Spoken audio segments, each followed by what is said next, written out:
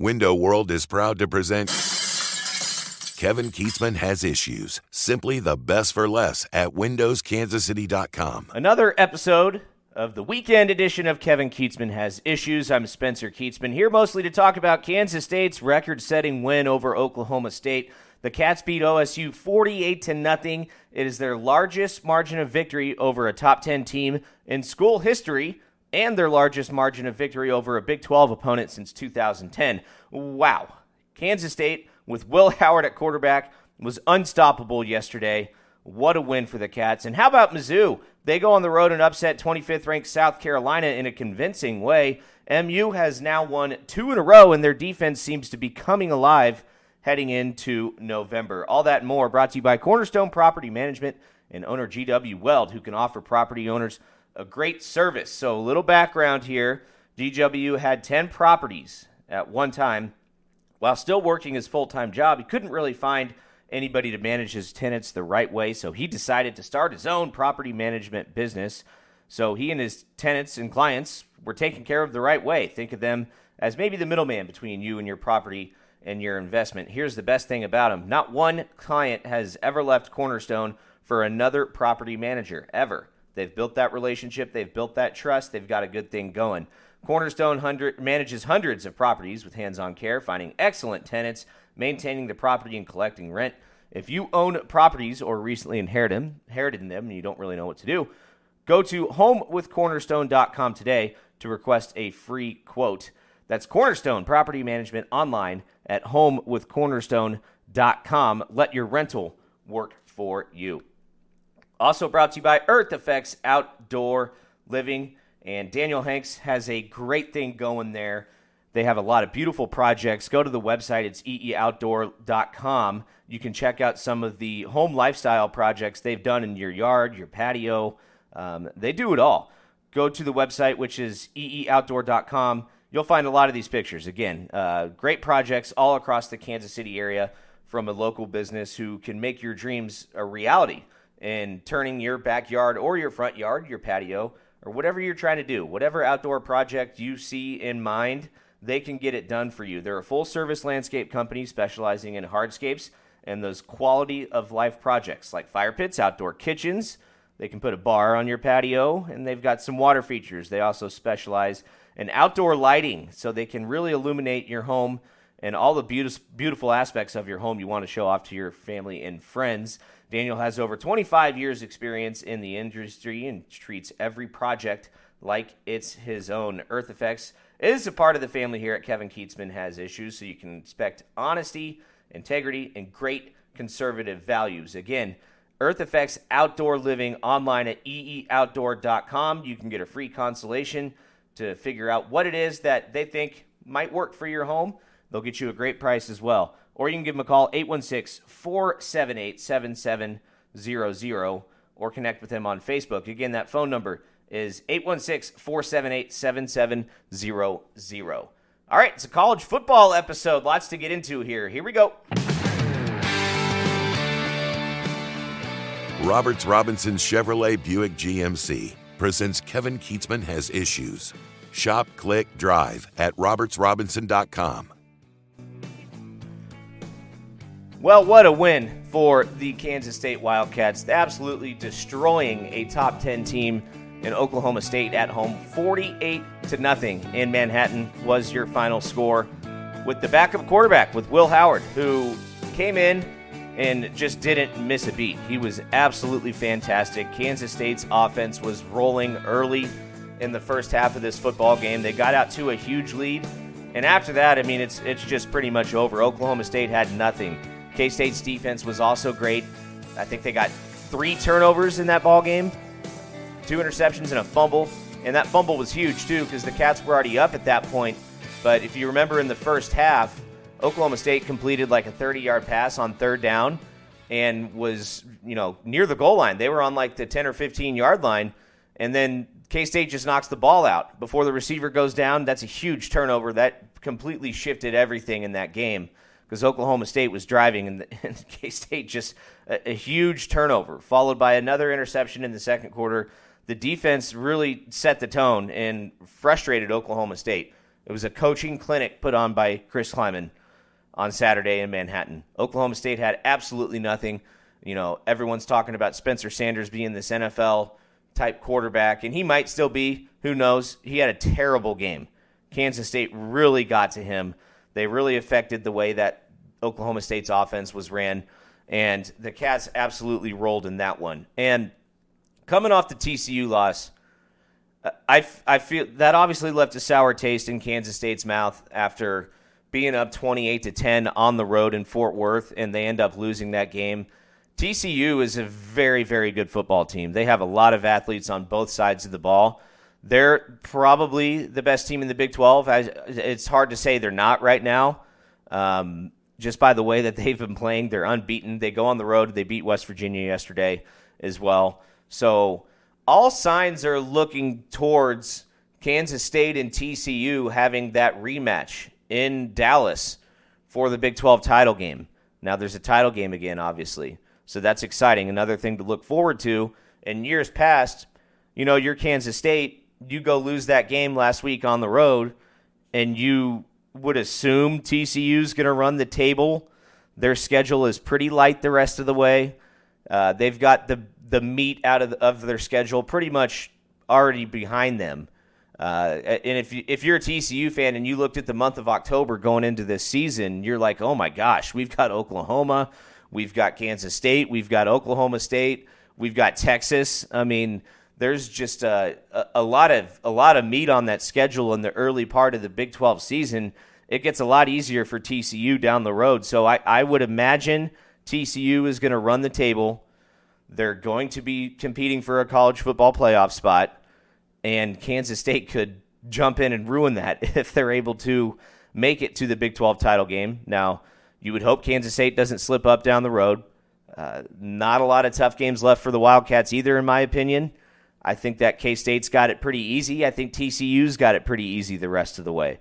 Both teams have the meat of their schedule behind them. So you would think that all signs are pointing towards Kansas State and TCU meeting again for a Big 12 championship game. And we've seen Kansas State play home wrecker in the Big 12 title game before. They've done it. They did it to Oklahoma in 2003, obviously, one of the greatest Sooner teams that there ever was. Kansas State just destroyed them. That was a long time ago. Things are different now. TCU is very, very good, and they looked pretty good on the road against West Virginia yesterday. They had a few slip-ups in that game, but they were still able to win by 10 on the road. And anytime you can go into Morgantown, long trip, play early in the day, and go get that win, you take that. You take that and you move on. So it's going to be fun down the stretch for the Big 12. And all signs are leading towards Kansas State and TCU.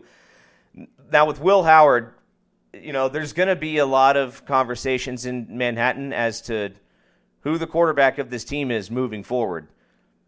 I don't know how you can watch yesterday's game and not think that it's Will Howard.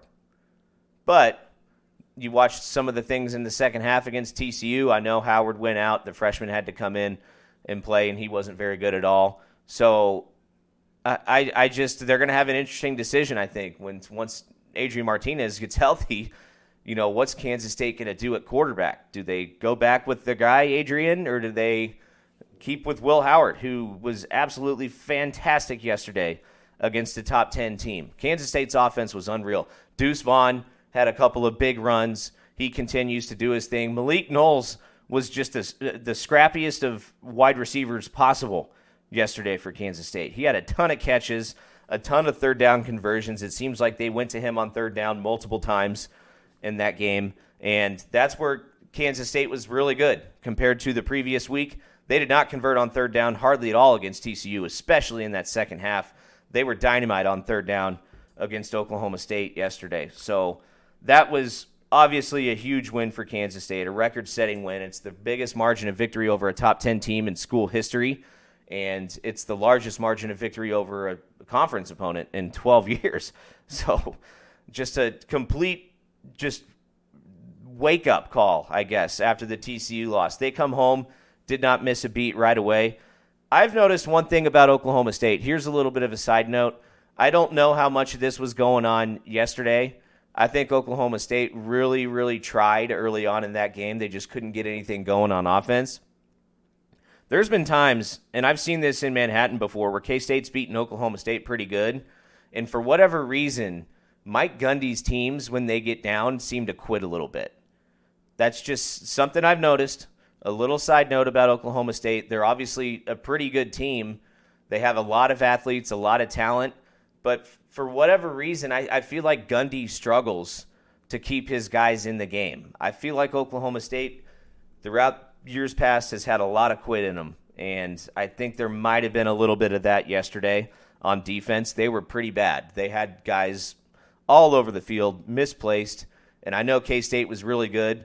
Will Howard threaded the needle a couple of times, made some amazing throws in that football game. That third down touchdown in the first half to Brooks that throw was just right on the money. He wasn't open at all. He just put it right over his shoulder. Brooks made a heck of a diving play in the end zone to catch that ball and get 6 points. So hats off to Kansas State. Incredible, incredible win. And like I said just a minute ago, I think the schedule lightens up for both Kansas State and TCU. So I would expect both of these teams to run the table and be right there in Dallas. I think TCU's 12-0, and I think Kansas State is 10-2 going into that game. So that should be a lot of fun. Missouri had a huge, huge win. They've now won 2 in a row in the SEC. They're 4-4 on the year, and they're 2-3 in the conference.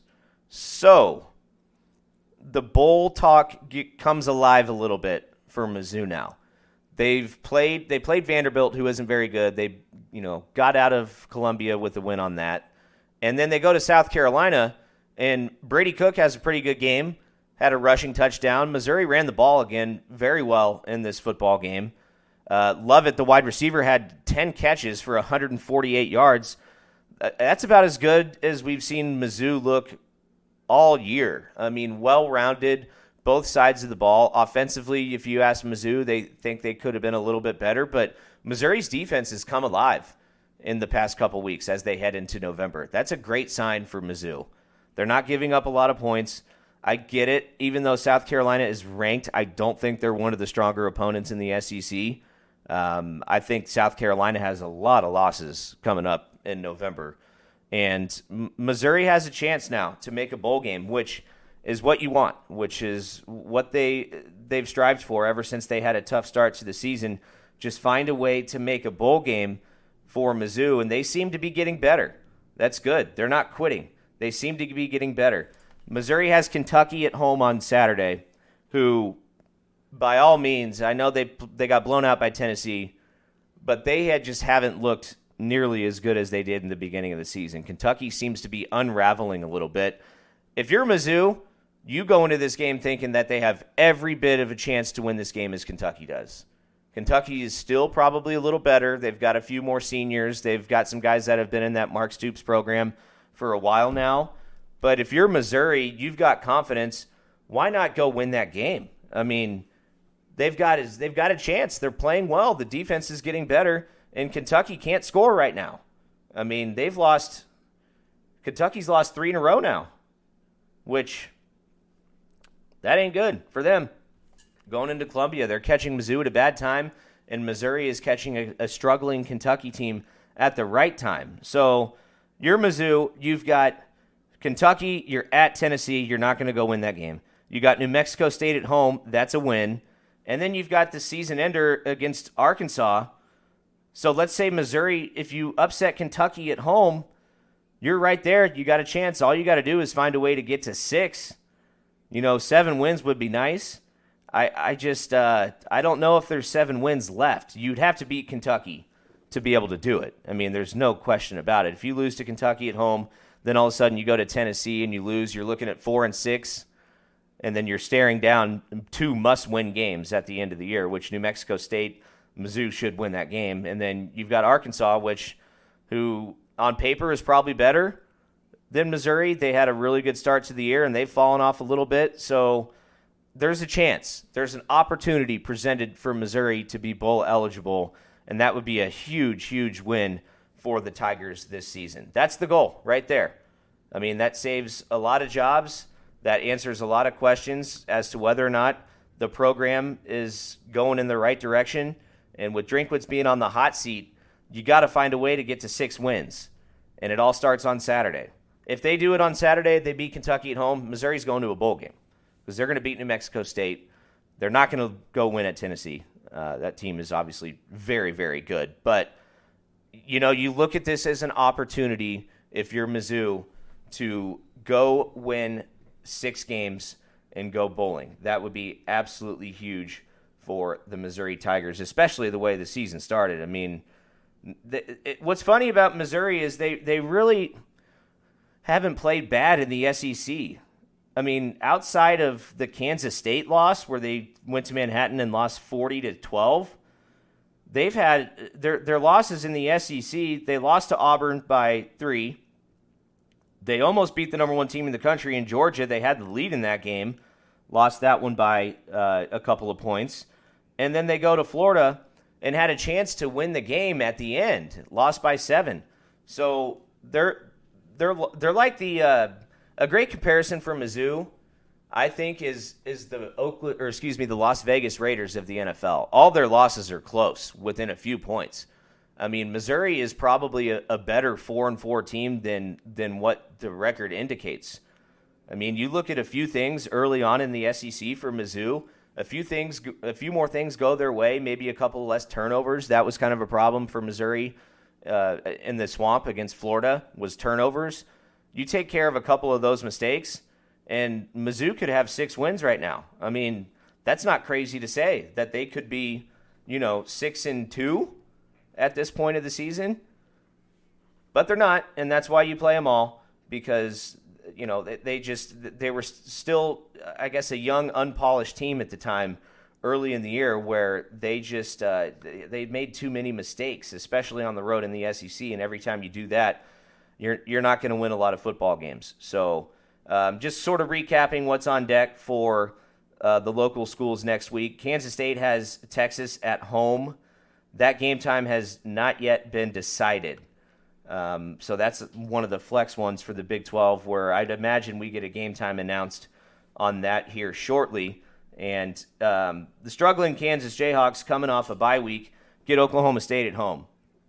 And if you're Kansas and you're really wanting to get off the schneid here, where you've lost 3 in a row, the opportunity is there to maybe upset Oklahoma State, who did not look good.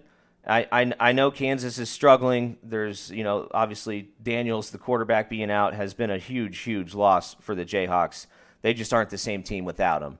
He was the bread and butter of that offense early in the year, and that one is just absolutely huge. It's unfortunate for Kansas with the season that they were having that he goes down and they're going to be without him now. So that's going to be a tough one, obviously, for Kansas with Oklahoma State at home, who is very capable of bouncing back and going into Lawrence and winning this thing big. I mean, that's just the reality of the situation I think the Jayhawks are looking at. So, but if you're Kansas, you got to find a way to get bowl eligible. I think if KU can still find a way to salvage 7 wins out of this season, that would be a win for the Jayhawks, especially after the quarterback going down. But what's left for Kansas isn't easy. I mean, it's Oklahoma State, it's at Texas Tech, it's Texas at home, and then it's at Kansas State to end the season. They could very easily lose all 4 of those games, folks. And that would be a huge disappointment for Kansas to start off 1-0 in the Big 12, beat Iowa State at home, and then finish, 1-8 the rest of the way. That would be a huge, huge just blow for the Jayhawks, and I don't think they want that to happen. So, but it's bounce back time for both Oklahoma State and Kansas in Lawrence this weekend. That game will be at 2:30. I believe that's the Fox game, if I'm not mistaken. That'll be on Fox at 2:30. FS1, I think, is picking that one up. So big time game for both Oklahoma State and Kansas. We'll see who bounces back. Oklahoma State's the favorite, obviously, but you never know with the Jayhawks. I think if you asked any KU fan right now, nothing would surprise them about an outcome of a game, just based on some of the ebbs and flows of this season for Kansas. So that's going to do it for the weekend edition of Spencer Kietzman Has Issues. My dad will be back with Stan tomorrow to talk some football. Bye week for the Kansas City Chiefs, so no NFL talk this week as the Chiefs look forward to the second half of the season. Much more of that coming up this week.